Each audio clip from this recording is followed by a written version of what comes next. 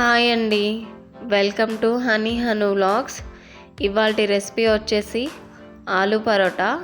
ఈ aloo పరోటాలు first time try చేసే వాళ్ళు చిన్న చిన్న టిప్స్ పాటిస్తూ ఈజీగా చాలా పర్ఫెక్ట్గా ఆలూ పరోటా చేసుకోవచ్చు. 2 ఆలుగడ్డల్ని 2 ముక్కలుగా చేసి ఉడికించుకుందాము. ఇవి ఉడికేలోపు పిండి కలుపుకుంటాను. 2 గ్లాసుల పిండిని స్ట్రైన్ చేసి తీసుకుంటున్నాను. ఇందులో 1/2 teaspoon salt, 1 teaspoon oil అయితే వేసుకొని కొన్ని వాటర్ వేసుకుంటూ చపాతీ పిండి కంటే కొంచెం గట్టిగా అయితే కలుపుకుంటున్నాను.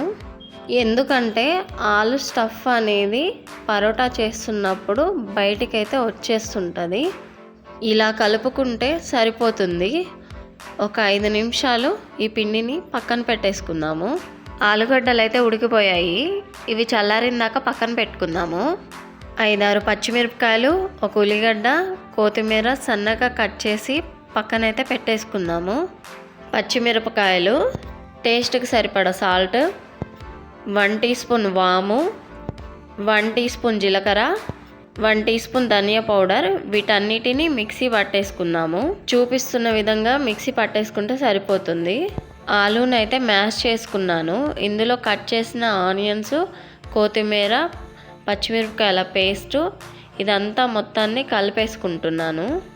సాల్ట్ చూసి సరిపోకపోతే ఇప్పుడైతే యాడ్ చేసుకోవచ్చు. పరోటా కోసం పిండిని అయితే తీసుకొని రౌండ్గా అయితే చేసుకుంటున్నాను. ఈ పిండి ముద్ద ఆలు స్టఫ్ కంటే కాస్త ఎక్కువగానే తీసుకోవాలి. ఆలు స్టఫ్ని ఈ పిండి మధ్యలో పెట్టుకొని ఆలూని లోపలికి కాస్త ప్రెస్ చేస్తూ రౌండ్గా బాల్ లాగా అయితే చేసుకోవాలి.